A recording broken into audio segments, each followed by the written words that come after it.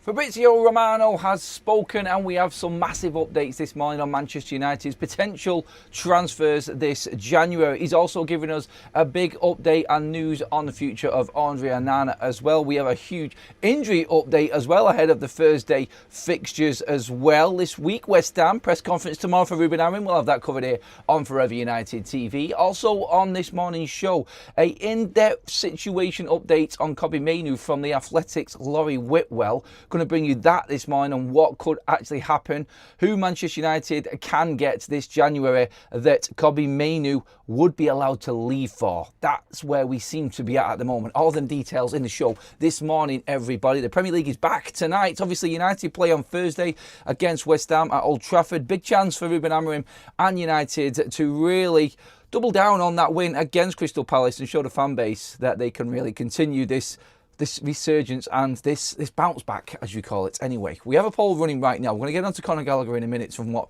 Romano has said, but the biggest update of all is on Antoine Semenyo and the potential move for Manchester United to bring in the Ghanaian forward this January. Now, you remember I've been covering this. United are monitoring Semenyo. It's been played down by David Ornstein and picked up by Romano. Now, Romano's given his side to this and giving us an even bigger update on the situation with potentially Manchester United coming in and bringing in any forwards, or in particular Antoine Semenyo. And this is what Romano has had to say on Antoine Semenyo from his show last night. Let me confirm two things. Manchester United at this stage are not in active talks for Semenyo because their focus at this stage is on investing big money on different positions, like new midfielder. So at this stage, they like Semenyo, yes. Amorim likes Semenyo, for sure. But the priority target in this moment is on a different position. Second point, Liverpool informed, Manchester City informed. Both clubs remain well informed on the release clause of Antoine Semenyo, valid also in January. So keep an eye on that situation, because at the moment still nothing is decided. Now is December, so in the next weeks the situation will be more clear. But the Semenyo story at this stage is still very much on. So let's see what's going to happen. Quite clearly there, stating that Manchester United would love Antoine Semenyo, would love him at the football club. Ruben Amorim is a massive admirer of Antoine Semenyo, as is all of the other directors and recruitment team at the football club.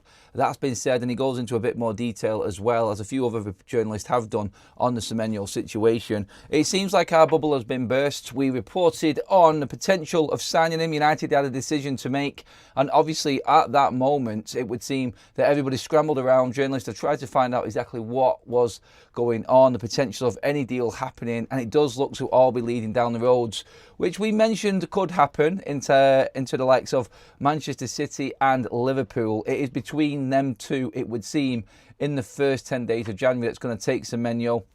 Get into the live chat. Are you disappointed we wouldn't be going in for him? Or are you looking at it like we've spoken about as well? It was great to bring him on. He could have been a wing back. We could have converted him. A lot of fans came back after what I said on this, and my view was we should be going for Semenyo. But are you happy that Manchester United are actually looking at this and sticking to their guns and priorities this January, or even past January if we don't bring anybody in?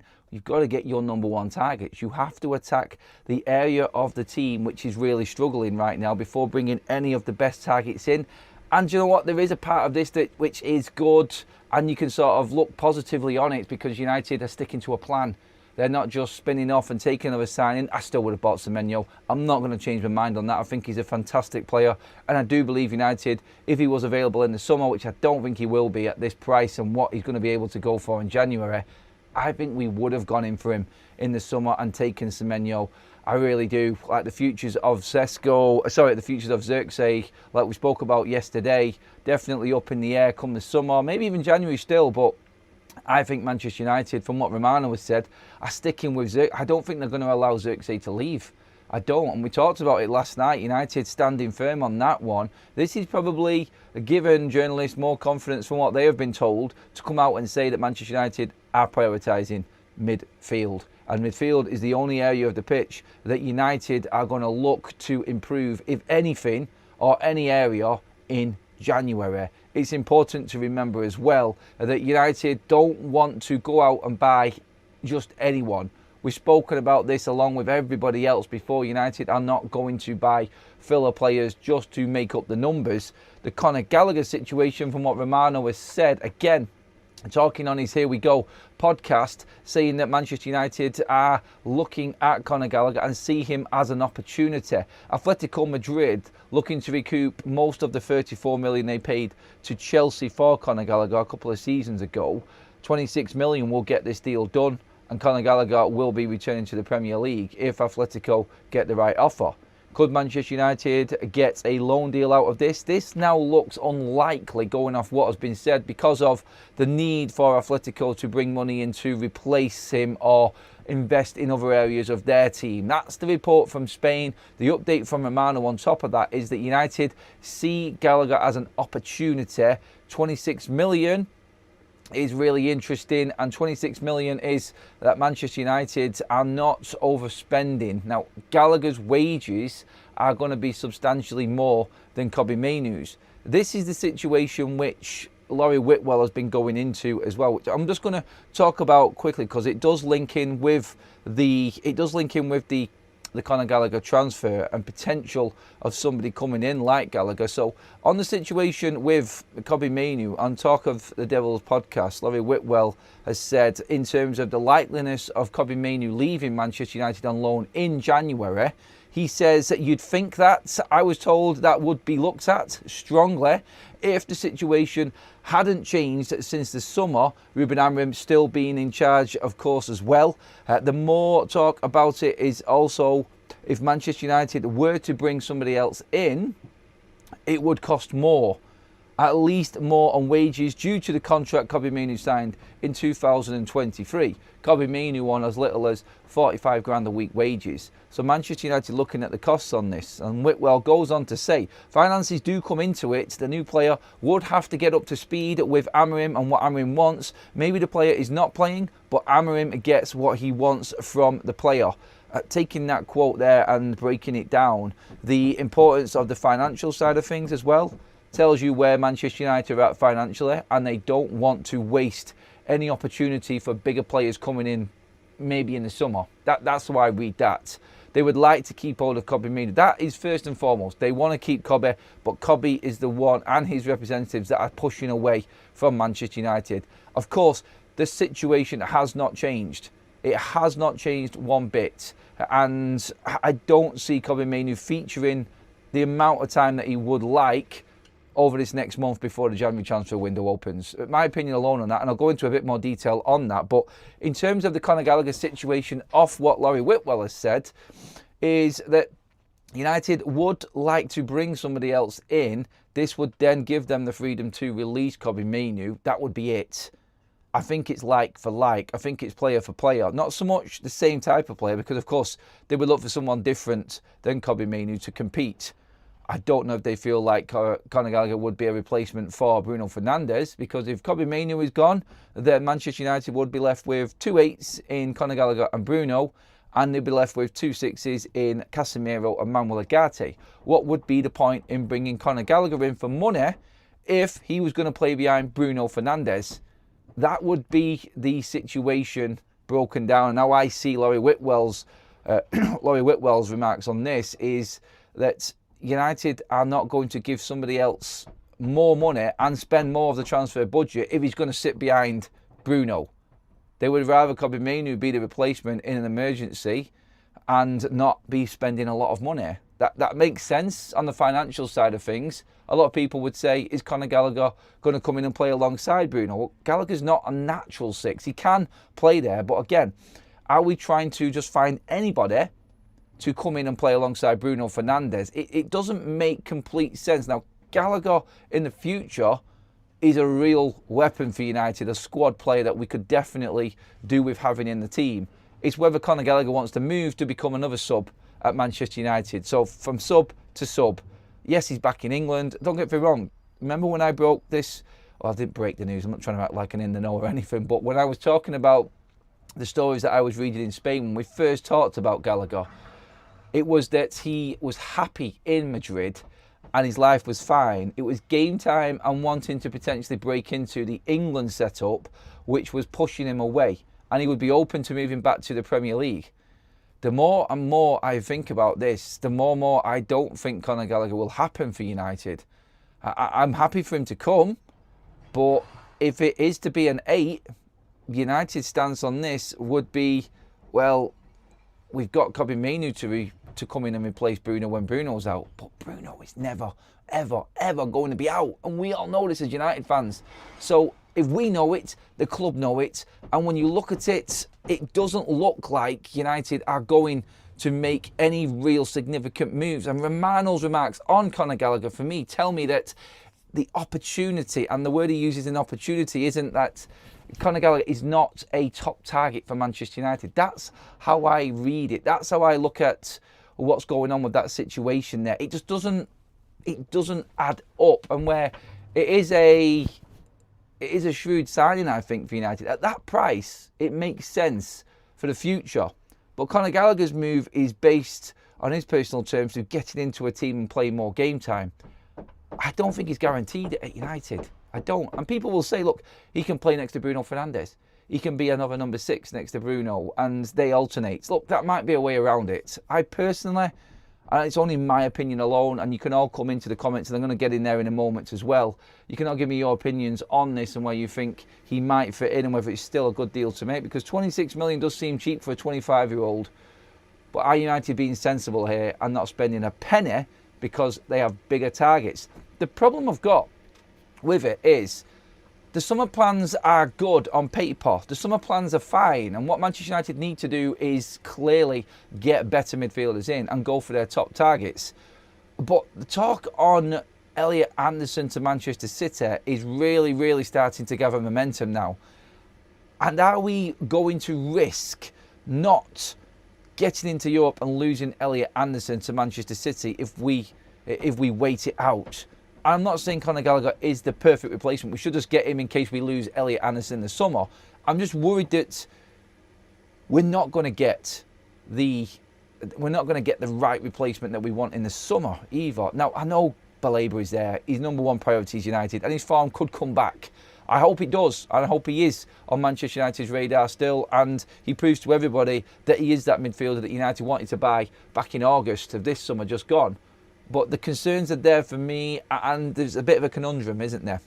There's decisions that need to be made by Manchester United, and I don't think going off this, and obviously I'm as positive as they come as a United fan, as you all know, and I will big up any transfer that I think could potentially happen going forward. But this one now, as I read more into it and listen to more, and it gets closer to the window, and we always say here, don't we, that as we get closer, the story keeps on changing and evolving. Like Romano said, as you heard in that piece, let's see what happens with Semenyo. Nothing is off the table. It's not a no, but Manchester United are prioritising the midfield. And that has to be what United spend the money on in January.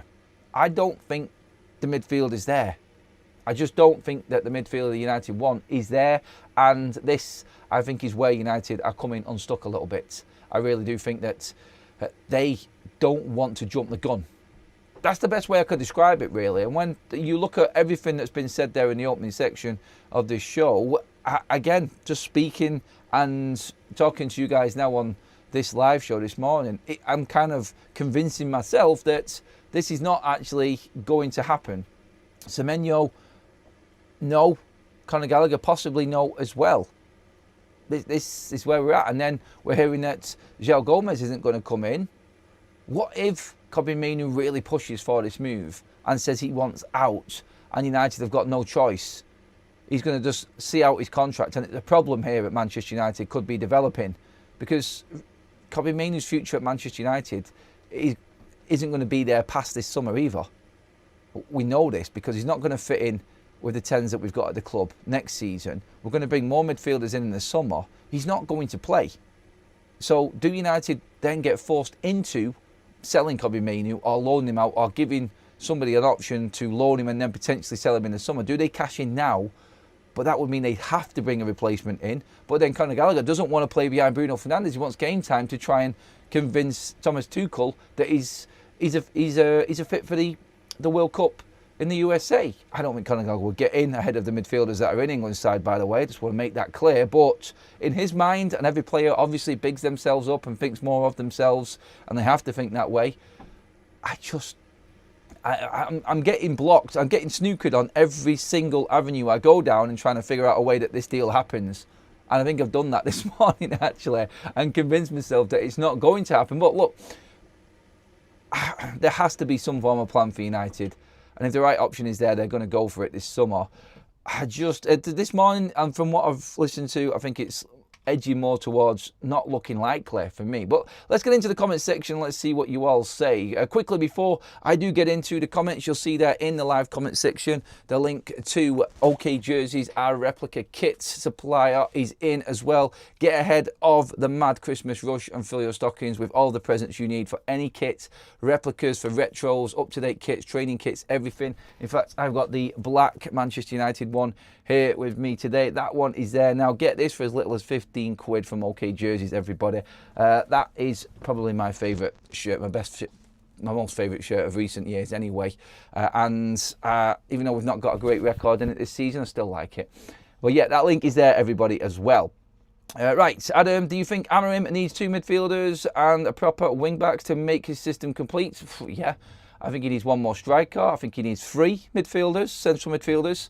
I think he needs 2 more wing-backs as options. Now, we've got players coming back from loans in the summer. I think he needs to go out and buy one very, very specific attacking left-sided winger, wing-back, full-back, whatever you want to call it. Ruben's hybrid system, whatever player fits that, I think that's where we need to be. No player can play next to Bruno as he is a headless chicken all over the pitch, for F's sake. That's why our midfield has a hole that as a bus can drive through. Again, you can't even bring me up on a Bruno conversation right now. He just keeps on putting numbers in. I'm not going to slag Bruno off. It's all on Ruben Amorim in terms of playing him in this system. Gallagher is the British 6 we need, and certainly for 26 million he will be one summer replacement for Casemiro. None of the other big names guaranteed except Gomez with relegation. This is the thing, it's like, do you want to get someone in now while you can? Otherwise you're fighting amongst everyone else in the summer to get these players. Do more teams then come in? Gallagher wouldn't just be for now, it's long-term planning. He would add good squad depth for the future, not just playing with Bruno, who may not be here long. He may not be here long anyway. No, I get that. Everyone who said that, Lawrence there, Mark, definitely right on that. And I'm not saying that Manchester United are not looking to the future. I think they are. What is Conor Gallagher thinking? Like I said, to balance the argument and play devil's advocate here a little bit, he's happy in Madrid, but he's not playing. His life is fine. He wants in the England squad. If he moves in January, he's not going to get in the England squad with United because he's a squad player. I'm just bringing the other argument across just to balance it out a little bit. If Gallagher wants a massive contract, then he can play. Then he can stay at Madrid, Atletico Madrid it is as well. Just so everyone is clear on this, we're actually helping Conor and giving him an opportunity. We don't need him actually, says Savage on this. Again, it's all on what the club wants, and I think the club have got the future in mind here, and I don't mind that. I'm just making everyone aware of everything else that's going on as well and what's been written. Conor Gallagher wants game time. And would Conor Gallagher come to Manchester United if he knew he was competing with Bruno? Would you? Now, he might see past this season and think, I've got no chance of getting in the England side, so I'm going to make this move anyway. I could actually feature more for Manchester United going into next season. Sensible look on things and a sensible way of thinking. Is that how footballers work these days? Is that how agents work these days? It's not. Agents want their players playing on the biggest stage. Agents want their players looking for endorsements while playing in the World Cup. They think of themselves and their players. That is their job, and they're damn good at it, and they rinse football clubs for everything. Do United, like Laurie Whitwell says, want to spend 150 grand a week on wages? That's over 100 grand more a week on Conor Gallagher rather than having Kobbie Mainoo. Plus, they look at it as the player has to get up to speed with what Ruben wants. Kobbie Mainoo knows what Ruben wants. He's just not playing him in that position. Yeah, you see where the problem is, and you can see how this could go either way, really. It's massively important. But also, on the Kobbie Mainoo thing right now, I want to move forward with good news for Manchester United, and that is, and it was broke last night by Sky Sports, that the AFCON and the African Federations and FIFA, in fact, are playing a big part in the actual times when players have to report for the AFCON competition. So the worry about Mazraoui and Mbeumo and Ahmad, it's now out there. The dates that they can stay at their clubs for, or up to, is the 15th of December. So we've got 3 more games with Ahmad, Mbeumo and Mazraoui in our squad, which is West Ham, Wolves and Bournemouth at home. So West Ham at home, Wolves away, Bournemouth at home. There are our next 3 games. Mbeumo, Ahmad and Mazraoui will be available for all of them games. They will miss out on 2 big games in December though, unfortunately, which is Aston Villa and Newcastle. Yeah, that one is going to be a hard one to swallow. I think United, honestly, right now, looking at the situation, probably worried. Look, there's nothing we can even do in the January transfer window to affect this. We've got what we've got, and we're having to deal with it anyway. I think Ruben has alluded to this several times now and said, look, we knew this was coming. We knew we weren't going to be able to change anything in terms of transfer windows or bringing anybody else in. We've got what we've got. And I think the fact that Mason Mount and Joshua Zirkzee coming into form at weekend, and like we spoke about in detail yesterday, could really come into their own in this spell, potentially. Mason Mount could indeed fit into that midfield role where Bruno Fernandes is, and Bruno could go into the 10 where Mbeumo is missing. Yes, we're going to struggle, but Dalot put on a little bit of a performance the other day, and maybe Dalot could go on the right. Maybe Luke Shaw could go on the left wing back. Maybe Leacher coming back could go in at left centre back. You could have Dorgu there for either side. I think United are looking at it and we're going, here, realistically, we're going to be missing Mazraoui, Mbeumo and Ahmad for Aston Villa away, Newcastle at home, Wolves at home on the 30th, and then the group stages are finished in AFCON pretty much. So the next 2 games after that are Leeds and Burnley away at the start of the year. So them 5 games are the ones that we need to look at and potentially be worried for not having them players available. But really, when we do look at it, could Bruno do a job back at 10? Yes. Could Mount do a job instead of Mbeumo there? Yes. Will Ruben drop Bruno back in there at 10? I don't know. I don't think so. I think he's going to continue playing him in that 8 position. And Mason Mount will be there, dropping back into the midfield like he has done in certain spells, playing as a false 9 certain times. Joshua Zirkzee is there. Let's not forget we've got Benjamin Sesko and Matthias Cunha coming back as well. So is it as bad as what it could be? Is it as bad as what people are saying? Sorry. The Ahmad wing-back one is my biggest concern. And Mbeumo's quality, undoubtedly, is an issue. But Mason Mount coming back in is Mason Mount finding form again and Zirkzee finding form is a real bonus for Manchester United. And I think could really see us, it will help us see that through. I'm still worried, don't get me wrong. I think that this is a concerning time of the season for Manchester United. But I think what we've got here right now, we need players to step up. I don't think Cameroon are going to be in the mix in AFCON the way that they're playing. I really don't think that they're going to be in and amongst it in terms of the movers and shakers. In fact, Ahmad could knock Mbeumo out, Ivory Coast and Cameroon in the same group. And the way that Cameroon have been shifting at the moment, you would definitely see that as a potential early exit. So maybe by the time the Leeds and Burnley game comes, by the turn of the new year, we might have these players back and we might only lose a couple of these players for the 3 games that are left this year, which is Villa, Newcastle and Wolves. Look, I'm hoping, and I'm going to be watching AFCON with an interesting eye and hoping, without playing our players down, and I want the best of success internationally for them as well, but I'm a greedy Man United fan and I want them back in my squad. So yeah, hopefully they get knocked out. Simple, really, isn't it?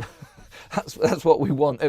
Please give the video a like while you're in as well, everyone, if you're enjoying the content and the constant updates. We will be back, obviously, throughout this week. It's going to be a busy one with another game coming up. Like I said earlier on in the show, if you didn't hear, if you have just joined us now and watching live, Ruben Amorim's press conference is tomorrow at lunchtime, so we'll have that covered ahead of that West Ham game. Interesting updates expected, because last night, as we broke while we was live again, Matthias Cunha is back in training for Manchester United, and there is another story, and you can see it going across the bottom of your screen there now, that Harry Maguire is fighting to be available. Ruben will obviously update us on the injury situation in the press conference tomorrow. So yes, Harry Maguire apparently is going to be in the squad as well, and could potentially be in with a chance of being on that bench. I'm guessing bench, because Ruben doesn't like to bring players straight back in. But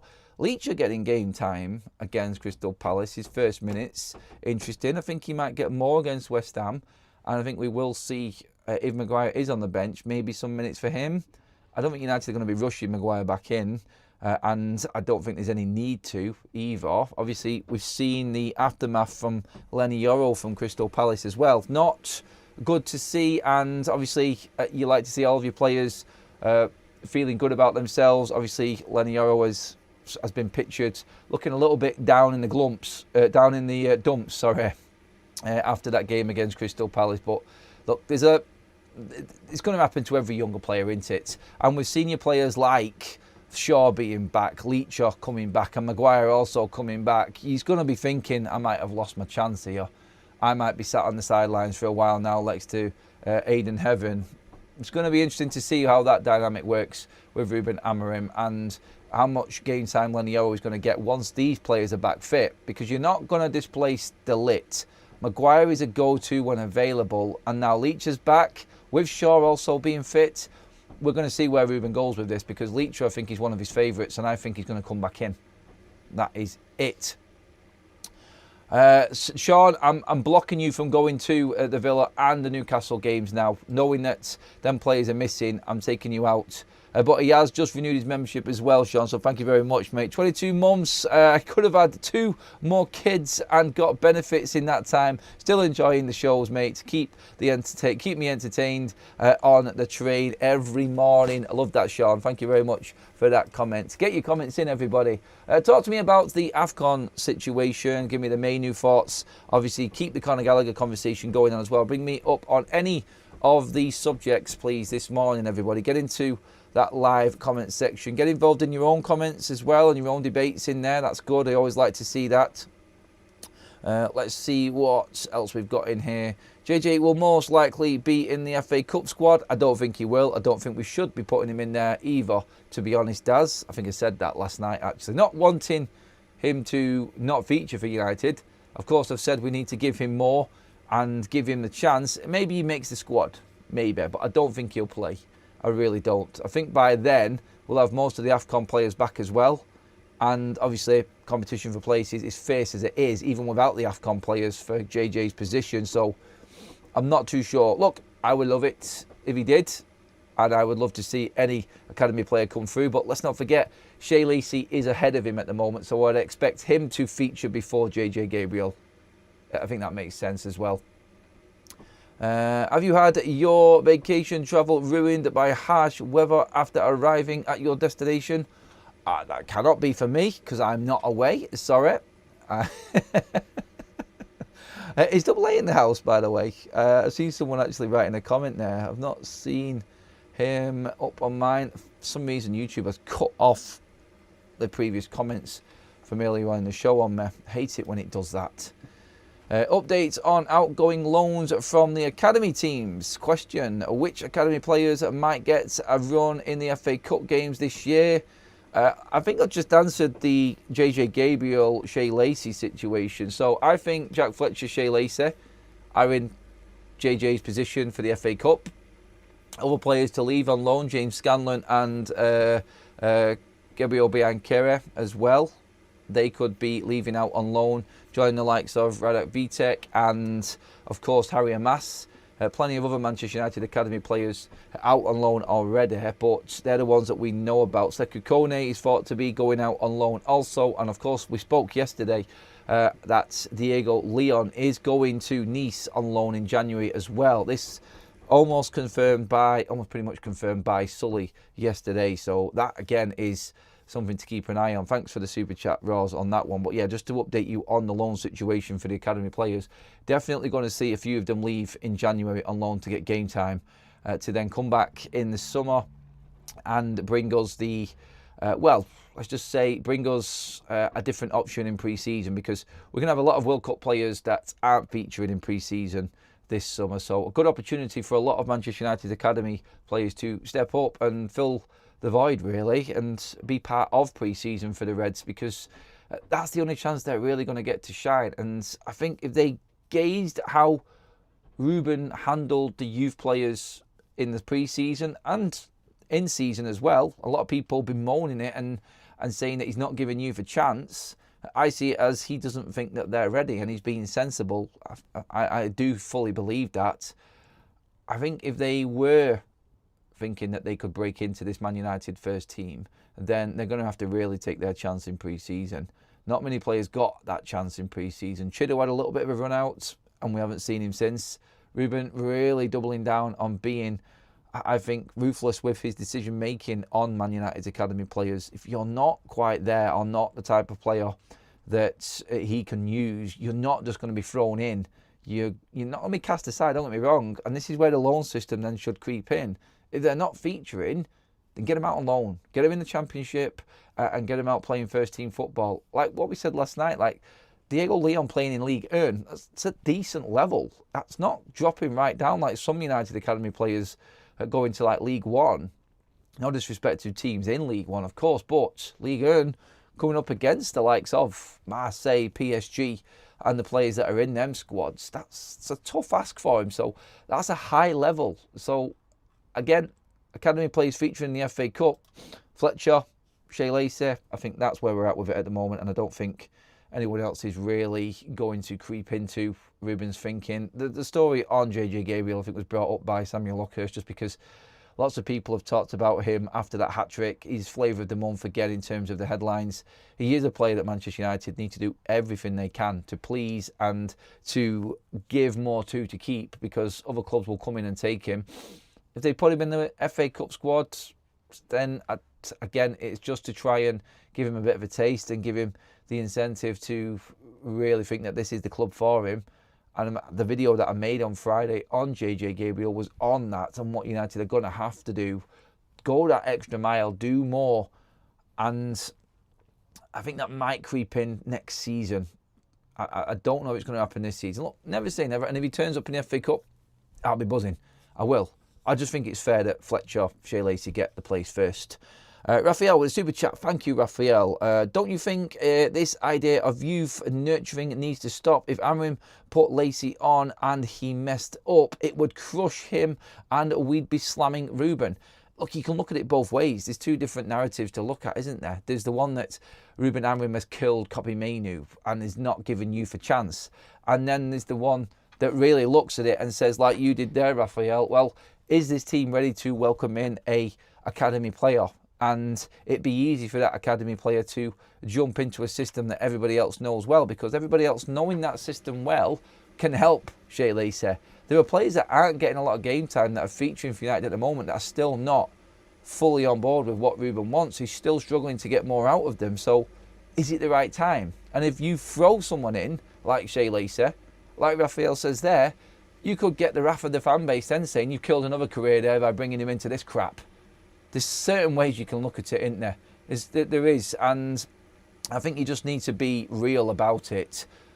Xerxes, Mainoo, Mount, Mbeumo, Cunha, I'm sorry, they're all ahead of Lacey and Fletcher in that position. Whether or not you could play Lacey or Fletcher in other positions, Jack Fletcher at best in an 8, come on. We're just talking about Kobbie Mainoo not getting in at 8 ahead of Bruno Fernandes. Jack Fletcher's not going to get in there, is he? He's not going to drop Bruno Fernandes. The FA Cup is a backdoor entrance to Europe. Don't forget that. United have to look at the FA Cup and take it fully seriously, because if we do fall off in the league, you've got the FA Cup to go back on and win and get back in the Europa League. This is everything for Manchester United, I think, the FA Cup. They have to be playing the strongest team. I don't think Ruben Amorim is going to tinker too much and bring too many academy players through. I really don't. Updates as well, just switching it across to other stories quickly. First of all, super chat in from Ant. You've played on pure confidence, can't crush them, says Ant. Fair enough. Yep, I think I was just touching on that in a minute. I'm going to come back to the comments, but just wanted to update you before I forgot on the situation with Andre Onana. He's out of the AFCON squad for Cameroon. Oh, that's got to hurt, hasn't it? Anyway, here's what Romano said on the future of Andre Onana at Manchester United. Andre Onana, former Inter and Ajax goalkeeper, has been left out of the AFCON squad by Cameroon. So a difficult moment for Onana. On loan at Trabzonspor and now out of the squad for Cameroon. What it means? It means that Onana will not play the African Cup of Nations, and also Onana will be back at Manchester United in June, trying to find a new solution, because Man United believe that the chapter with Andre Onana as goalkeeper is over. And so that's one of the stories, the fresh stories of the day. Let's see what's going to happen there. But obviously for Cameroon, a big news, and for Manchester United, future is very clear. The keeper they want for present and future is Sen Lammens. Now, I'm sure you've probably heard stories before about Andre Onana and his future at Manchester United not looking good, but Romano has been the one that has actually doubled down on this and constantly been on the train of that Andre Onana is done at Manchester United, and he's confirmed it there. Lots of people I've been reading have been saying that Andre Onana is a different goalkeeper, and look at him now while he's away from Manchester United, another player that's doing well. There is thought that Trabzonspor will actually go in and buy Andre Onana. Please do. Please do. Andre Onana doing well, or seeing like he's doing well at Trabzonspor, is great news for Manchester United. I don't care if his form looks better over in Turkey. He's crap for Manchester United, and I'm absolutely ecstatic with what Romano has just said there. I don't care what people's opinions are of my thoughts on Onana there. I really dislike him as a goalkeeper. I think he's the worst goalkeeper I've ever seen in a Man United shirt. And Romano there telling us all that he is now out of this Man United side completely. He's going to come back in June, of course, like Romano said there, as loanees would do. You have to return back to your parent club, and then you will look for a move away. He's not going to feature. He's not going to be in the squads for pre-season. He is going to be moving on, and Manchester United have made it clear to him, according to Romano, that he is out. This is excellent news for us. Just wanted to bring you that in on Andre Onana there, because like he's also said there, the importance of Manchester United backing Sen Lammens now, and him being the number one goalkeeper, that's the big thing from that. Andre Onana is the past at Manchester United. Sen Lammens is the future of this football club, and it is going to be the future for many years to come. And honestly, again, like you've just heard me say there, it is the best news that we could have heard. It is the best news to come out from Romano today. Forget this Semenyo news and Conor Gallagher. I think the fact that Manchester United have made this decision now and are fully behind Sen Lammens, I think this is brilliant. I really do. And honestly, again, I just think Manchester United are looking properly at this. Radet Vitek coming back from loan at Bristol City could be a big feature for Manchester United going forward. And looking at Sen Lammens' form so far, Manchester United are miles better with him in the side. That's one defeat in 7 since Sen Lammens has played for Manchester United. It is a different team with him in goal. And you could just feel, I think people were telling me in the stands that were there watching the game at weekend, says, I just don't fear every time the ball goes back to a goalkeeper, every time an opposition has a shot on goal, I'm not fearing as much now, and I don't worry as much about Manchester United and what is going to happen.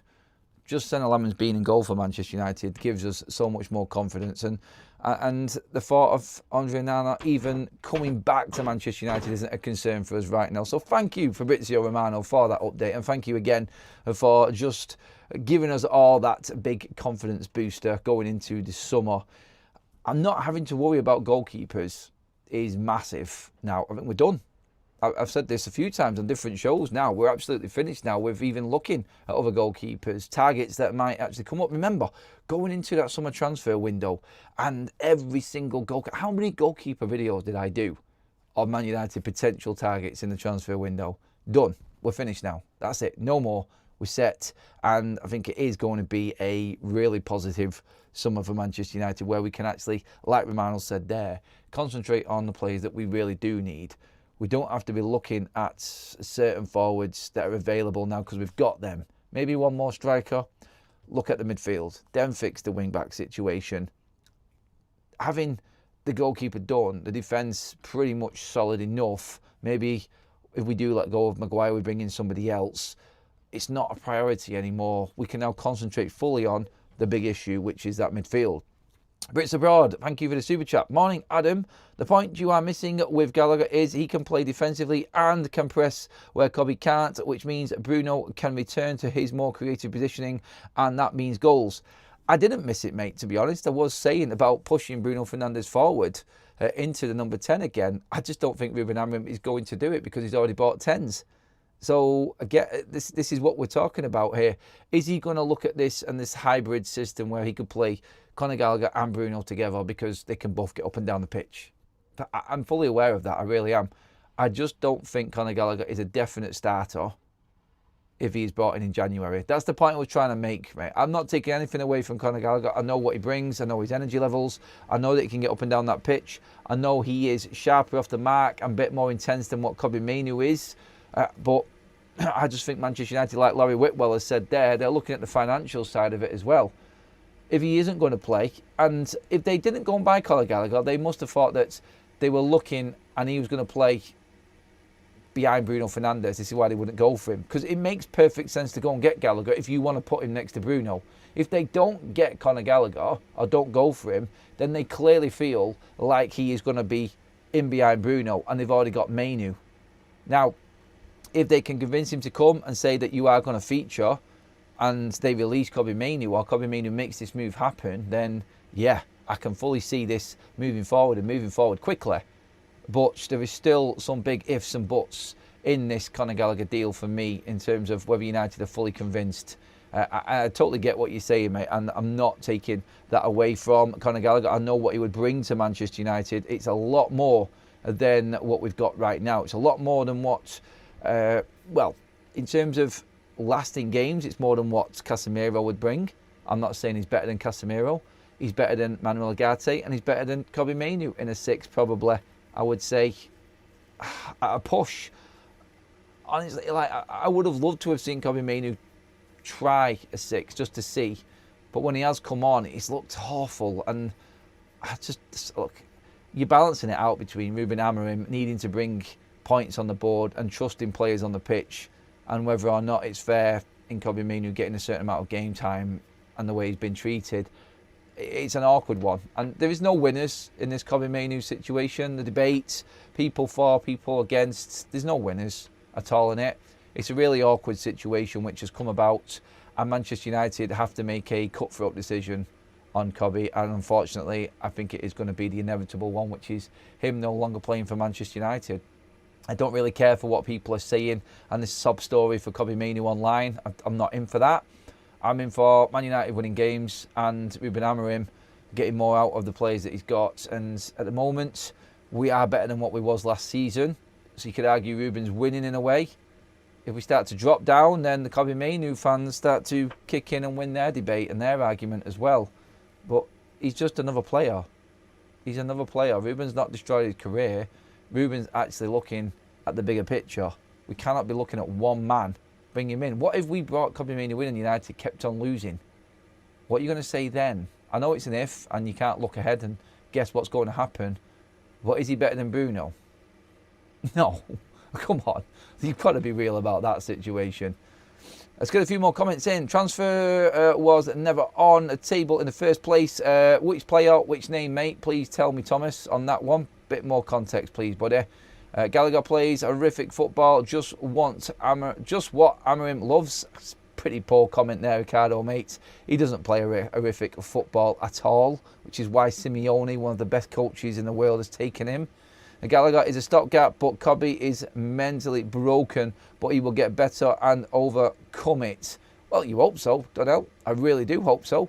I just don't think his mindset right now is at United. I think it's away. And yeah, he will come good in the future. We don't know that. And you would hope that that would be the case. Right now, is it working? No. The dynamic is off. And let's be real, no one's going to wait around. Players have short careers. Kobbie wants away from Manchester United, and Ruben isn't going to play him. And like we just said there, with the AFCON players leaving, the fact that we have now got the definite dates tells us that we're not going to see Kobbie Mainoo feature, I don't think. Even, let's just say, we come up to the Aston Villa, Newcastle and Wolves games, which we're definitely going to be missing our 3 AFCON players for. Is Kobbie Mainoo going to start ahead of Casemiro and Bruno Fernandes in that midfield? No. Is he going to start ahead of Mason Mount and Matheus Cunha in at 10? Potentially Xerxes at 10? Or Sesko in at number 9? No, he's not. Them players are all going to be available for that date. So, Villa, forget it. There's one game. Newcastle, I see going exactly the same way. I don't think he's going to play. And then Wolves at home, maybe. He might come in at 10. He might get more game time off the bench. Is that enough for him? I don't think so. I think he wants to start games. I think the more games he doesn't start, the more obvious this is going to be when that window does open in January. And then when the players come back, game over. But it's like Xerxes' situation yesterday, isn't it? It's like now he's going to get a few games, but what happens when Mbeumo is back? What happens when Ahmad returns? Xerxes is actually ahead of Kobbie Mainoo in terms of the positions available to him. If Ruben is specifically only going to play Mainoo in that number 8 role, he's done. Easy. It's horrible to say. It really is, again. And I've said it every time we've had this conversation. But that date now for the AFCON games tells me Kobbie Mainoo is not going to get the game time he wants at Manchester United. And that's going to be it. The Semenyo deal was on the table, mate, because he's there, Thomas, and it is open for anybody to buy. It is there for anyone, like Romano says. Just depends if you want to go for it, is the thing. Do United need another attacking wide player? Yes, we do. But United need midfielders. Prioritising first is what Romano is saying, and that's something that we have spoken about a lot here on the channel as well, and I think this is now going to be the case going forward. So yes, I do think Manchester United have got their eggs in firmly in one basket, I think, looking at that news today. And that was our top story as well, everybody. If you have just joined us, we're coming to the back end of the show now. And it is going to be a no-go for Semenyo, according to Romano, backing up what Ornstein said. It is the option. United like him, but they want other players first. Conor Gallagher is an option at 26 million. Do they go for him if he is just going to play like Kobbie Mainoo off the bench behind Bruno? Is he worth that investment at over 100 grand more a week in wages? Financially, United are balancing both of these deals out to see what works best for them.